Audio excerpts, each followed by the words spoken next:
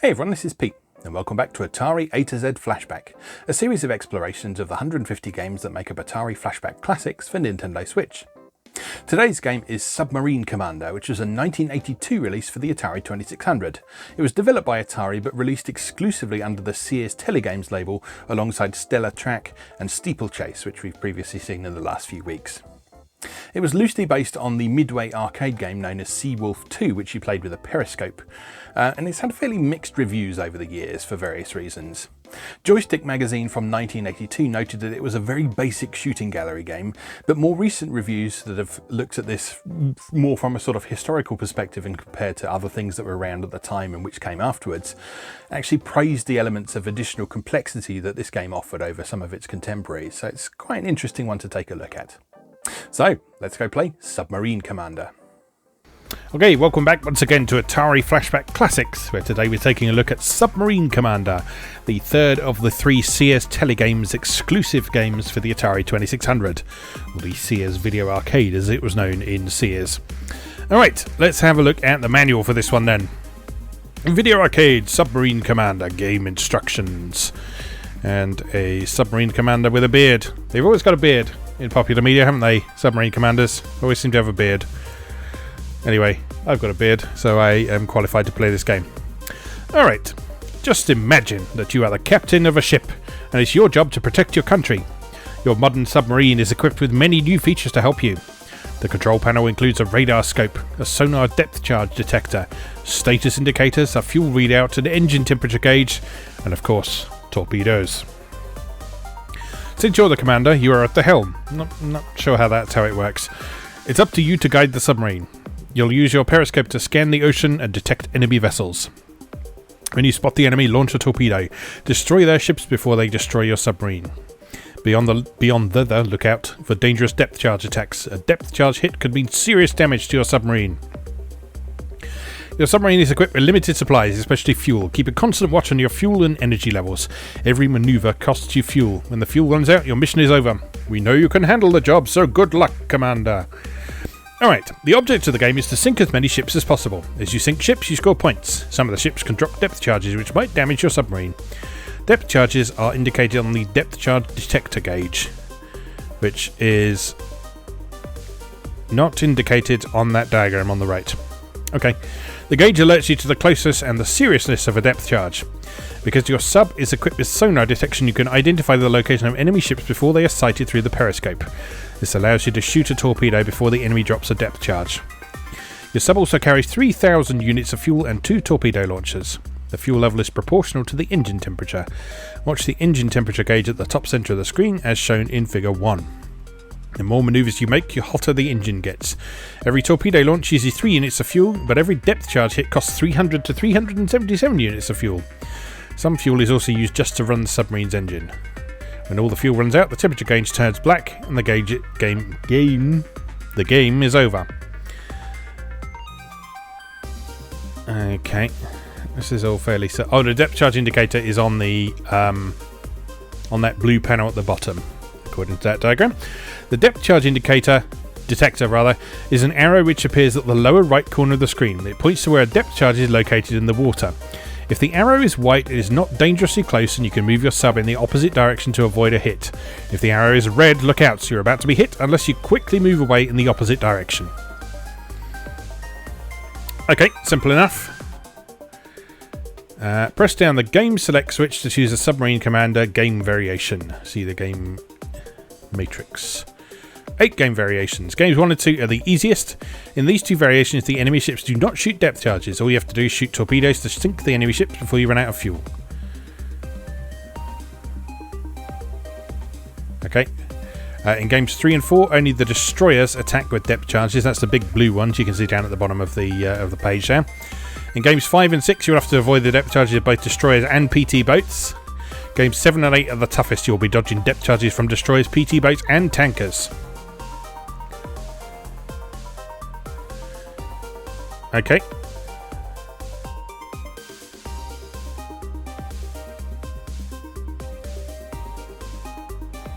Alright, fair enough. Let's give it a go.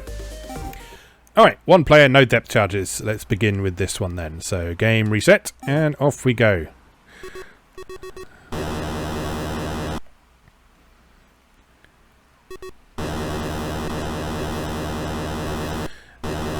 So the way this works, it's sort of quasi first person, as you can see. You can look up and down by pushing up and down on the joystick, and when you press fire, you shoot a torpedo from basically the very bottom possible position of the viewpoint.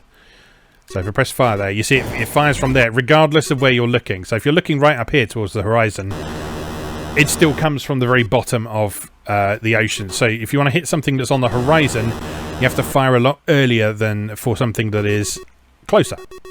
So if I fire... There we go. Oh, they need more than one hit. Okay. Fair enough.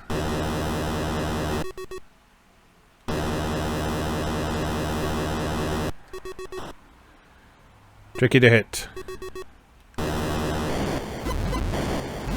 Okay, well, I got you. Yeah, so it actually recommends in the manual, I don't know if you saw that towards the end, that you start by looking down as far as possible, because it's much easier to hit stuff at this range, as you can see.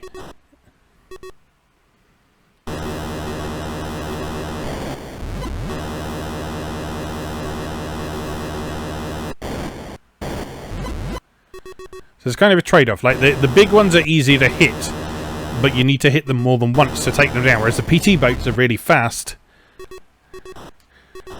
and you can hear them coming in advance, but you do only need to hit them once.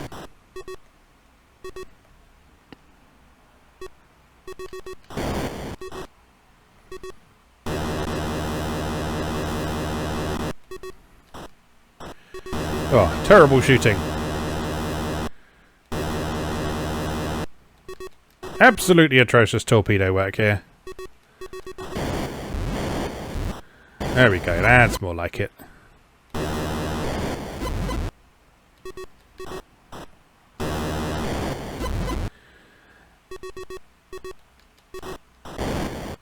you can see this is actually quite a tricky game even without having to deal with depth charges. Just actually hitting something in this is quite an achievement.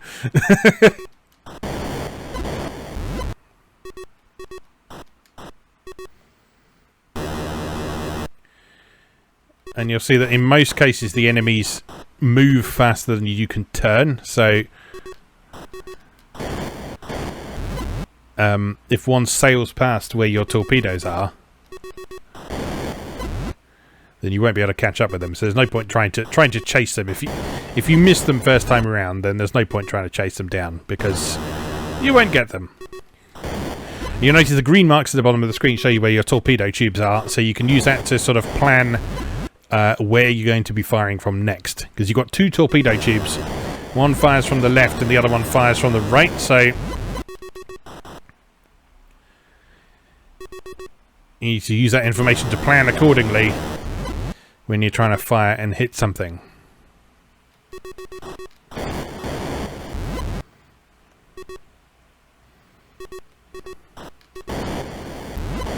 I actually quite like this game. I think it's a nice and interesting twist on the shoot 'em up formula. I mean, on this simple level, it's a little bit too simple, because it kind of needs that element of danger to make it interesting. Whereas at this level, all you're dealing with is just trying to hit stuff, and so the game just goes on until you run out of fuel, which takes quite a while, as you can see, but we'll move on to the depth charge games when we're done here, and we'll see what a difference that makes. But aside from that, I think the presentation of this game is really nice. There's some really nice use of colour, and there's lots of colour on the screen. The sprites actually look kind of like what they're supposed to look like. The use of sound is quite effective. I mean, it's sort of your standard Atari 2600 beeps and burbles. You've heard all these sound effects 1,000 times before at this point, but they are effective. They give you information. They're not just there to make noise for the sake of it. Ah, missed completely. Terrible.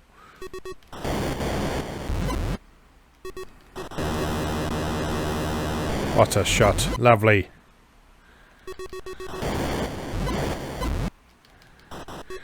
I don't know if it's more or less satisfying to hit something without looking at it.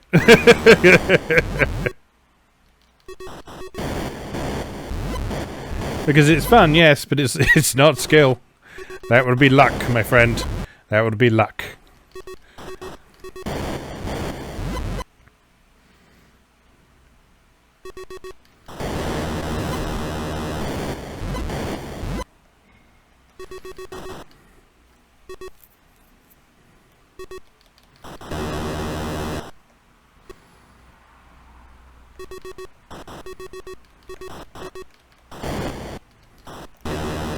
You can hopefully see how the radar screen is working down at the bottom. So it's indicating when enemies are coming from the left or the right, and it's also indicating what depth or distance they're appearing at as well.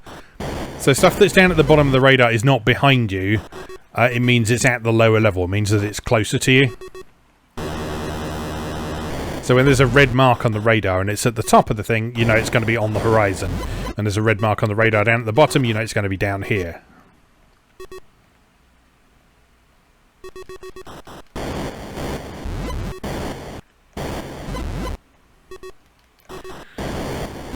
Alright, not a ton of fuel left.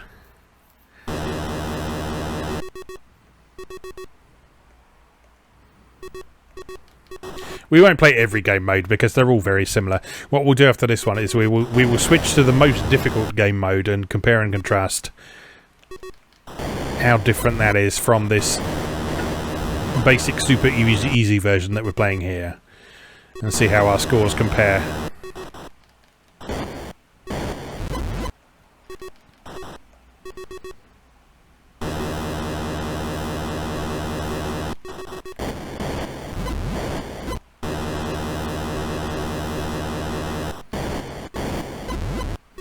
We're nearly out. It's all over. 1,485. Okay, so the other game variations, we've got a two-player mode. Don't really know how that works, to be honest. Let's have a quick look in the manual, just to see how the... Oops, that's wrong. How it actually does a two-player game mode.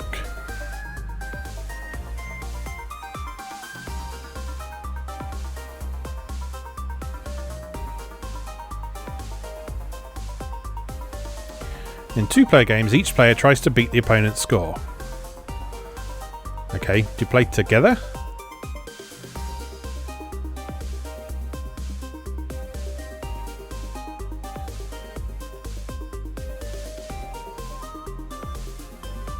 Doesn't actually say how two-player games work, does it?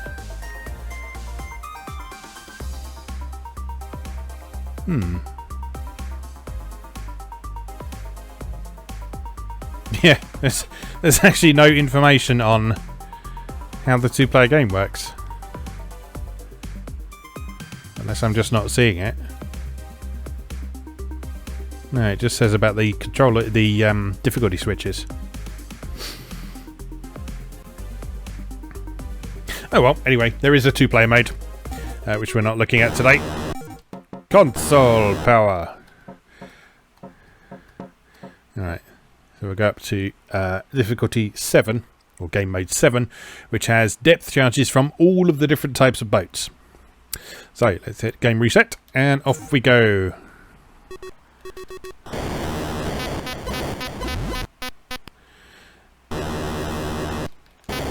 Alright, so now you see that arrow starts appearing down at the bottom, which means that there are depth charges in that direction. So in order to avoid being depth charged, you have to move in the opposite direction of the arrow.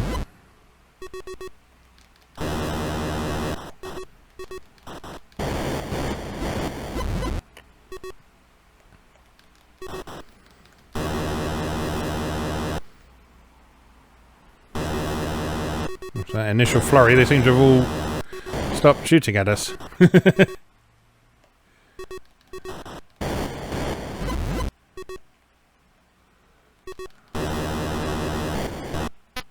Oh, there's one. Yeah.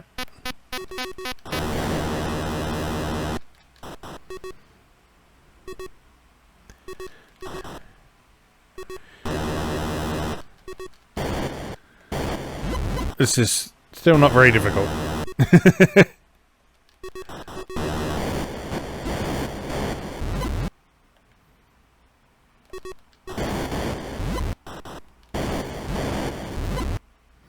Yeah, considering we're supposedly getting shot at by all the different types of ships, there's not a lot of threat going on here.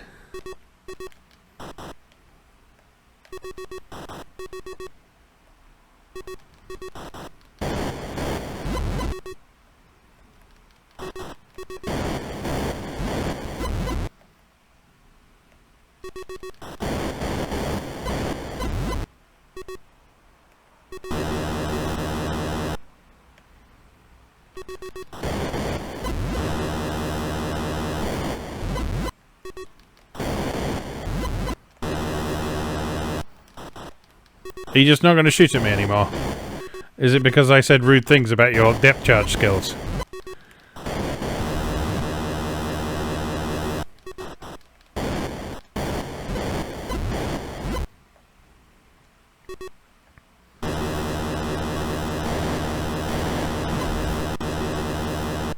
Yeah, they're just not shooting at me. Come on, you pussies. I'm just one little submarine. You could take me.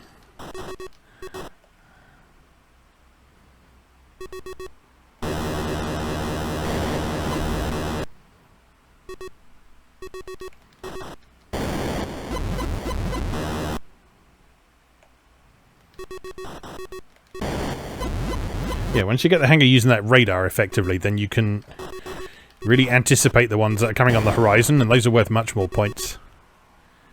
Many more points, I should say.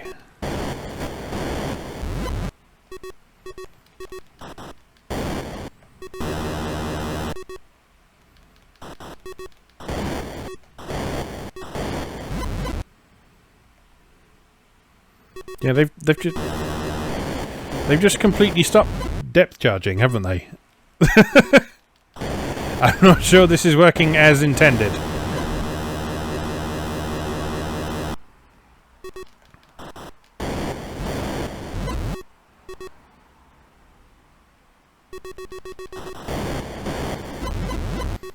Yeah, at this rate, I feel like we're going to exceed our high score on easy mode on the hardest difficulty,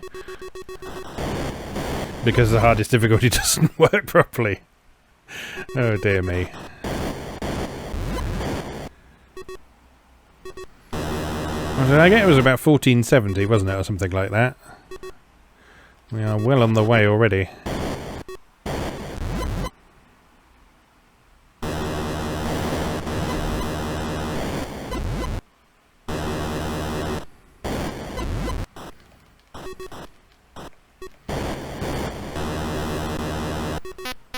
Oh, a depth charge! My goodness.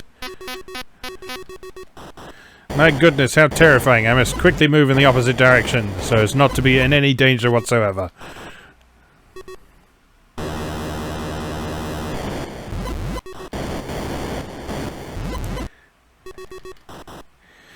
Yeah, this is quite fun, but it needs more peril, basically.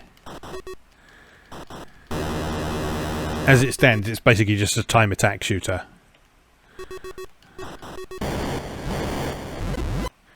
Where it's just score as many points as you can in a limited amount of time.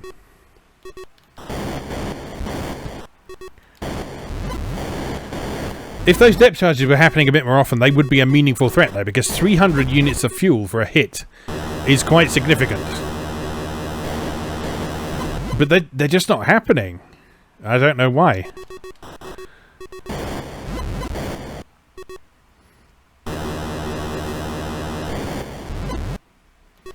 Still, it is what it is.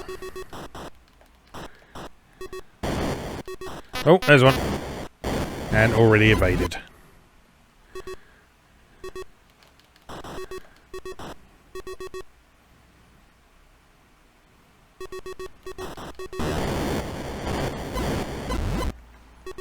Can I break 2,000 points?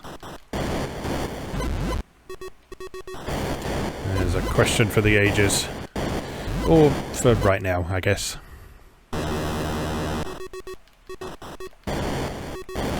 Not sure I will, actually. Getting a bit low on fuel. We are chomping through it quite quickly, especially with the torpedoes. Yeah, don't think we're going to make 2,000. But we have beaten our previous score, I think.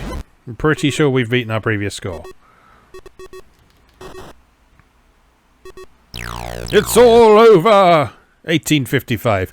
Not bad at all. Yeah, that's not a terrible game, but it seems that the execution of the harder difficulties on that is a little bit flawed. I don't know if that's just a fluke of random number generation and they just happened to catch a game where no one was shooting at me whatsoever, or if it really is sort of implemented poorly. It's kind of hard to tell. I would play again, but like each game of that takes like 10 minutes, so I won't put you through any more of that. But yeah, worth experimenting with, I think. It's a fun enough game. It's an interesting idea. It's a nice twist on the sort of, I guess you'd call it the fixed tutor formula, but the fact you can move your viewpoint around gives it a markedly different feel from stuff like Space Invaders and that kind of thing. So it's an interesting sort of experimental game, I guess you'd call it. It doesn't quite work, but, you know, it's cool that it exists. So, let's leave that there for now. As always, thank you very much for watching, and I'll see you again next time.